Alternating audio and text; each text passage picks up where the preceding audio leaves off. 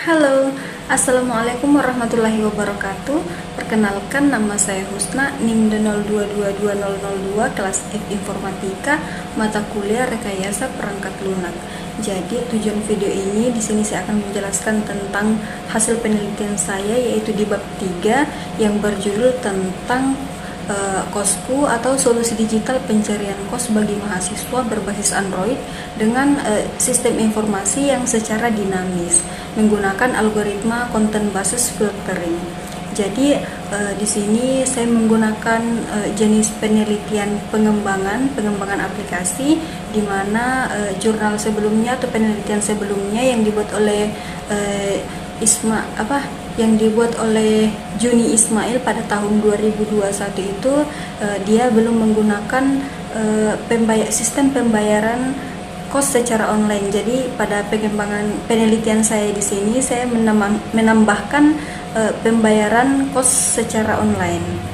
Jadi langsung saja kita masuk ke model penelitiannya. Jadi selanjutnya yaitu model pengembangan yang digunakan. Jadi pada penelitian saya di sini saya menggunakan model pengembangan prototype. Jadi mengapa saya memilih pengembangan prototype? Jadi model pengembangan prototype ini menurut saya sangat cocok untuk aplikasi kosku, karena untuk membantu mempercepat proses perencanaan dan pengujian aplikasi sebelum pengembangan penuh dimulai. Jadi ada beberapa alasan mengapa saya memilih model prototype ini, model pengembangan prototype. Jadi yang pertama yaitu uji coba fitur utama sejak awal. Jadi prototype ini untuk mengembangkan model awal dari fitur-fitur inti seperti pencarian kos, penyaringan berdasarkan lokasi, tampilan informasi kos, dan pengguna juga bisa langsung mencoba fitur ini dan tim dapat memahami kebutuhan dan masalah pengguna dengan cepat. Kemudian yang kedua yaitu memperjelas kebutuhan pengguna. Jadi prototipe ini memberi gambar nyata kepada mahasiswa mengenai tampilan dan fungsi aplikasi. Ini membantu tim memahami aplikasi dan memahami fitur-fitur atau antarmuka yang direncanakan sesuai dengan preferensi mahasiswa atau perlu yang mana mahasiswa yang ingin disesuaikan. Kemudian yang ketiga yaitu efisien dan penyesuaian desain. Jadi dengan adanya prototype, perubahan desain dan fungsi bisa dilakukan secara efisien karena hanya memerlukan perubahan pada versi modelnya saja sebelum implementasi yang penuh. Jadi hal ini sangat menghemat waktu dibandingkan harus mengubah aplikasi yang sudah final. Jadi sebelum aplikasinya jadi kita bisa mengubahnya terlebih dahulu. Kemudian yang keempat yaitu mendukung iterasi dengan cepat.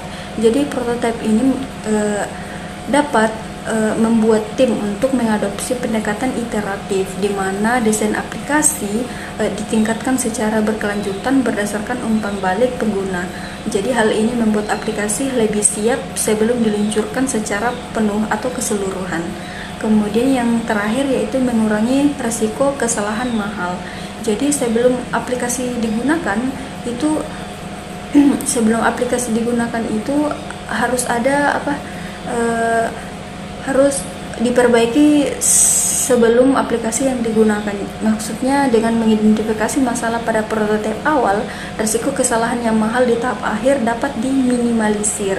Jadi prototipe ini membantu menguji keandalan dan kenyamanan aplikasi sebelum waktu dan biaya besar dikeluarkan untuk pengembangan finalnya. Jadi prototipe ini sangat bermanfaat untuk memastikan bahwa aplikasi kosku nantinya benar-benar sesuai dengan ekspektasi dan kebutuhan pengguna, terutama bagi mahasiswa. Selanjutnya yaitu di sini saya akan menjelaskan tentang flowchart pada penelitian saya. Jadi yang pertama di situ ada kata mulai. Jadi pada kata mulai itu berarti di sini kita memulai proses di mana kita membuka aplikasinya. Jadi ketika kita membuka aplikasinya maka disitulah kata mulai.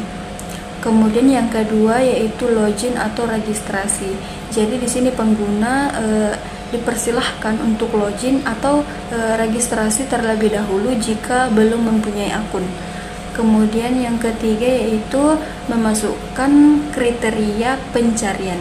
Jadi pada memasukkan kriterianya di sini pengguna diminta untuk memasukkan kriteria kosan, baik itu fasilitas, harga, atau lokasi yang diinginkan.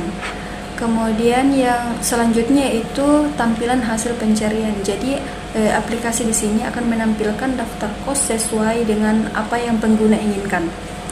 Kemudian selanjutnya yaitu pilih kos. Jadi pilih kos di sini jika pengguna memilih tidak, proses akan berakhir atau pengguna kembali untuk mengubah kriteria pencarian. Kemudian jika pengguna memilih ya, maka lanjut ke langkah berikutnya. Kemudian selanjutnya yaitu melihat detail kos. Jadi jika pengguna sudah memilih kos ya tadi, maka lanjut ke lihat detail kos. Di sini pengguna bisa melihat fasilitas kos, harga, lokasi, dan bisa juga langsung melihat apa saja sih yang ada di kos-kosan itu. Kemudian selanjutnya yaitu untuk booking. Di sini pengguna memutuskan apakah ingin melakukan booking atau tidak. Jadi jika tidak, pengguna akan kembali untuk memilih kos lain. Jika memilih iya, maka akan melanjutkan tahap selanjutnya. Kemudian setelah memilih tahap selanjutnya, maka akan masuk ke isi form booking. Jadi pengguna mengisi formulir pemesanan kos dengan data yang diperlukan. Kemudian selanjutnya yaitu melakukan proses pembayaran. Jadi pengguna melakukan proses pembayaran untuk kos yang telah dipilih. Kemudian selanjutnya yaitu konfirmasi booking. Jadi aplikasi akan mengkonfirmasi bahwa booking telah berhasil dilakukan. Kemudian yang terakhir yaitu selesai. Jadi proses pemesanan kos selesai dan pengguna dapat melihat status booking mereka atau kembali ke halaman utama. Baik, selanjutnya yaitu ada DFD atau Data Flow Diagram. Jadi ada komponen utama DFD di level 0 ini. Yang pertama yaitu entitas eksternal. Jadi entitas eksternal ini ada dua. Yang pertama yaitu pengguna dan admin. Jadi pengguna ini meliputi seperti mahasiswa atau yang mencari kos. Kemudian yang kedua yaitu yang pemilik kos yang akan menambahkan daftar kosnya.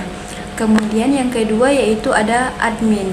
Jadi admin ini yang akan bertanggung jawab untuk mengelola sistem, termasuk menderasi data kos, ulasan, dan informasi lainnya. Kemudian ada proses utamanya. Jadi sistem pencarian dan pemesanan kos ini proses inti yang menangani pencarian kos berdasarkan kriteria pengguna, pemesanan kos, dan manajemen data kos yang mencakup ulasan dan fasilitas. Jadi proses ini menerima input dari pengguna, mengakses data kos yang sesuai, dan memberikan output berupa daftar kos yang relevan, detail kos, dan konfirmasi pemesanan. Selanjutnya ada arus datanya. Jadi arus datanya yang pertama yaitu data pencarian kos, di mana pengguna memasukkan kriteria pencarian. Kemudian selanjutnya adalah data pemesanan. Jadi informasi pemesanan yang dikirimkan pengguna, misalnya data pribadi, tanggal masuk, dan tanggal keluar. Kemudian selanjutnya yaitu data ulasan. Jadi pengguna dapat mengirimkan ulasan untuk kos tertentu yang sudah pernah dipesan. Kemudian selanjutnya yaitu data kos. Jadi informasi yang ditampilkan kepada pengguna seperti daftar kos yang sesuai dengan pencarian, detail kos, fasilitas, dan ulasan-ulasan yang sudah ada. Kemudian selanjutnya yaitu notifikasi dan konfirmasi. Jadi sistem ini dapat mengirimkan notifikasi atau konfirmasi kepada pengguna mengenai status pemesanan, ulasan yang diterima, dan informasi lainnya. Kemudian ada alur umum dari DFD level 0 ini. Jadi secara umum alur data dalam DFD level 0 ini adalah ada beberapa. Yang pertama yaitu pengguna mengirimkan permintaan pencarian kos ke sistem dengan memasukkan kriteria pencarian yang mereka inginkan. Kemudian yang kedua itu sistem pencarian dan pemesanan kos akan memproses permintaan tersebut dan memberikan daftar kos yang relevan kepada pengguna. Kemudian yang ketiga itu jika pengguna tertarik, mereka akan melihat detail kos dan melakukan pemesanan. Kemudian selanjutnya itu setelah pemesanan, pengguna akan menerima notifikasi konfirmasi dari sistem. Kemudian selanjutnya itu pengguna yang telah menggunakan kos dapat memberikan ulasan kepada kos yang sudah dipesan sebelumnya atau kepada kos yang telah ditempati. Kemudian selanjutnya itu admin dapat mengelola data kos, ulasan, dan pemesanan untuk menjaga kualitas informasi di dalam sistem. Jadi DFD level 0 ini memberikan gambaran umum tentang bagaimana sistem kosku ini bekerja dengan melibatkan proses utama dan pertukaran data antara entitas eksternal, pengguna dan admin dengan sistem aplikasi.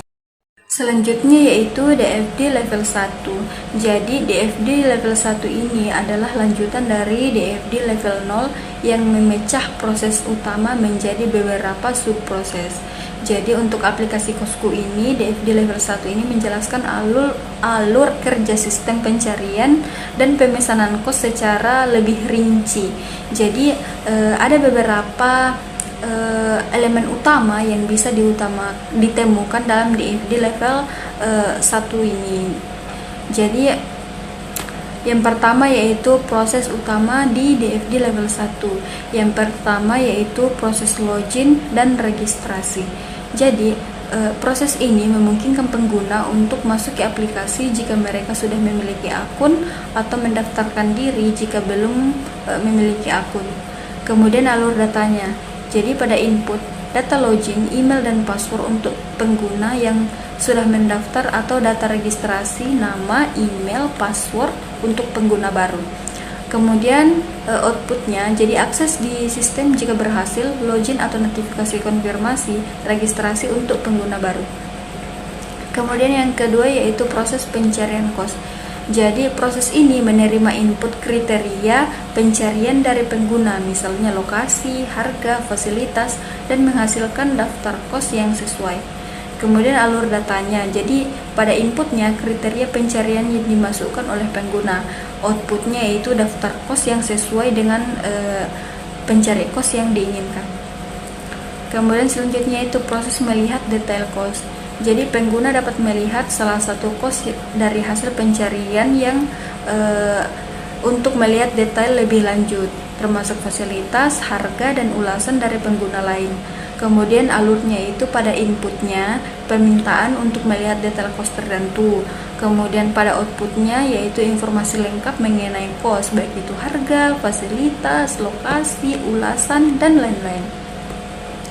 Selanjutnya yaitu proses pemesanan kos.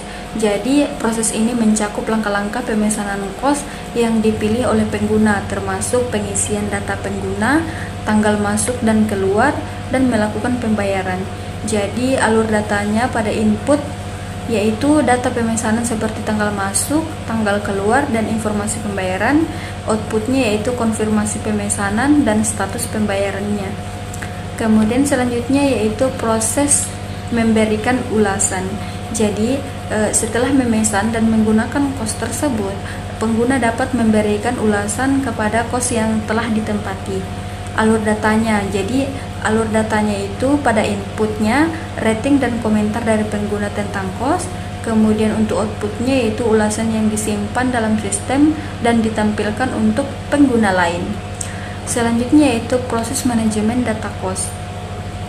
Jadi proses ini biasanya diakses oleh admin atau pemilik kos. Jadi mereka dapat menambahkan, memperbarui, menghapus informasi kos, serta memantau ulasan. Kemudian pada alur datanya pada inputnya itu data kos baru atau perbaruan data kos yang ada.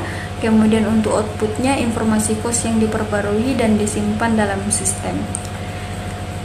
Jadi alur datanya pada DFD level 0 ini yang pertama yaitu setiap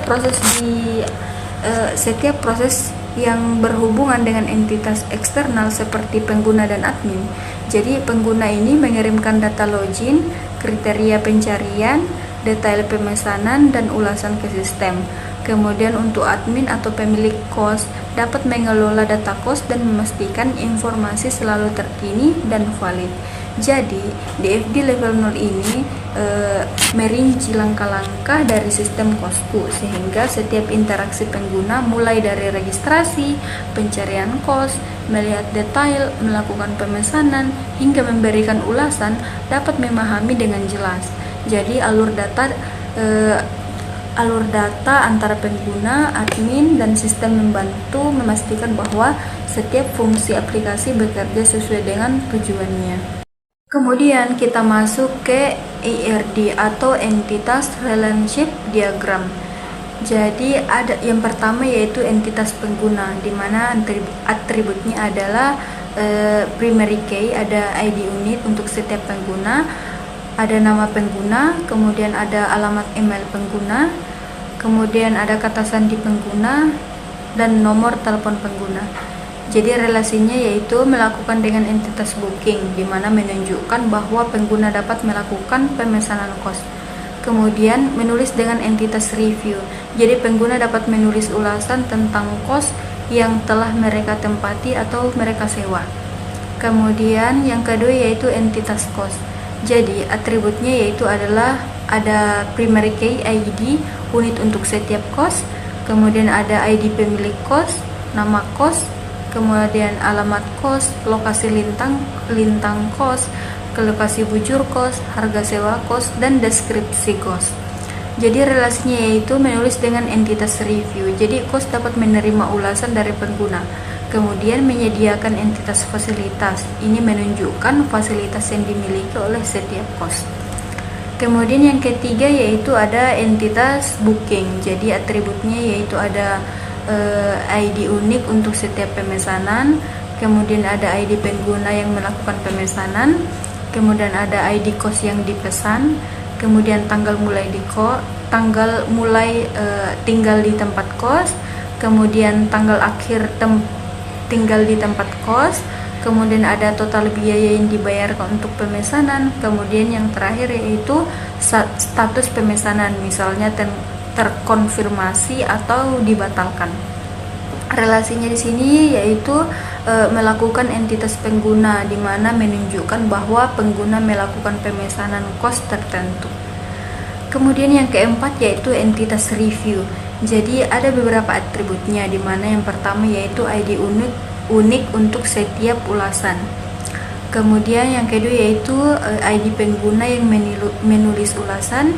Kemudian yang ketiga yaitu adalah ID kos tertentu atau ID kos yang diulas. Kemudian yang keempat yaitu penilaian pengguna untuk kos, misalnya skala 1 atau rating dari bintang 1 ke bintang 5. Kemudian selanjutnya yaitu komentar pengguna tentang kos. Kemudian yang terakhir yaitu tanggal ulasan ditulisnya ulasan tersebut. Relasinya yaitu di mana diterima oleh entitas kos, jadi menyatakan bahwa kos menerima ulasan dari pengguna. Kemudian ditulis oleh entitas pengguna, jadi pengguna dapat menulis ulasan setelah melakukan pemesanan kos. Kemudian yang terakhir yaitu ada entitas fasilitas. Jadi atributnya adalah ada ID unik untuk setiap fasilitas, kemudian ada ID kos yang memiliki fasilitas tersebut, kemudian ada nama fasilitas yang ada di kos, misalnya kipas angin, ada wifi, ada AC, kamar mandi dalam, garasi, dan lain-lain. Jadi relasinya di sini disediakan oleh entitas kos. Jadi ini menunjukkan bahwa setiap kos memiliki fasilitas tertentu yang dapat dilihat oleh pengguna. Jadi ini dapat dilihat di detail kosnya. Selanjutnya yaitu perancangan user interface-nya. Jadi pada perancangan awal di sini ada login, di mana login ini jika pengguna sudah memiliki akun.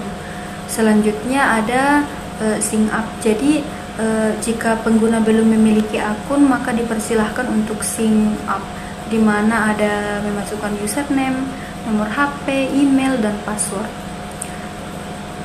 Kemudian setelah pengguna melakukan registrasi atau login, maka langsung masuk ke bagian halaman. Jadi di sini mengapa di sini tampil rekomendasi kos. Jadi di sini saya menggunakan algoritma content based filtering. Jadi algoritma ini berfungsi untuk menampilkan rekomendasi kosan atau rating kosan yang banyak atau yang banyak disukai oleh mahasiswa, memiliki rating yang tinggi atau memiliki harga yang di bawah begitu. Makanya dia merekomendasikan kos-kos tertentu. Jadi setelah melakukan pencarian, maka akan menampilkan hasil pencarian yang pengguna inginkan. Tergantung pengguna memasukkan harga, fasilitas-fasilitas yang lain. Selanjutnya setelah melakukan pencarian, maka pengguna dapat melihat dapat masuk atau mengklik halaman detail kosnya. Jadi di sini ada detail kosnya, ada alamat, ada juga bisa langsung melihat fasilitasnya seperti spring bed, ada ruang AC-nya, ada lemari, dan lain-lain. Selanjutnya ada di bagian bookingnya. Jadi jika booking, maka akan masuk ke halaman di mana user ini memiliki kosan yang diinginkan, maka dipersilahkan booking dan masuk ke form bookingnya. Jadi pada form booking ini pengguna disuruh memasukkan nama, nomor HP, kemudian di sini juga dimasukkan KTP dan nomor kamar yang diinginkan. Jadi setelah memasukkan form bookingnya, maka akan masuk lagi ke pembayaran, proses pembayaran. Jadi proses pembayarannya di sini, maka setelah melakukan proses pembayaran, maka langsung masuk atau datang konfirmasi dari sistem bahwa pengguna apakah telah selesai melakukan booking atau tidak, atau setelah selesai melakukan pembayaran atau tidak. Jadi jika tidak, maka kembali ke halaman utama. Jika ya, maka proses pemesanan kos telah selesai. Jadi itulah tadi pembahasan dari bab 3 hasil penelitian saya. Jika ada kesalahan dan kurangnya mohon dimaafkan. Saya akhiri dengan ucapan wassalamualaikum warahmatullahi wabarakatuh.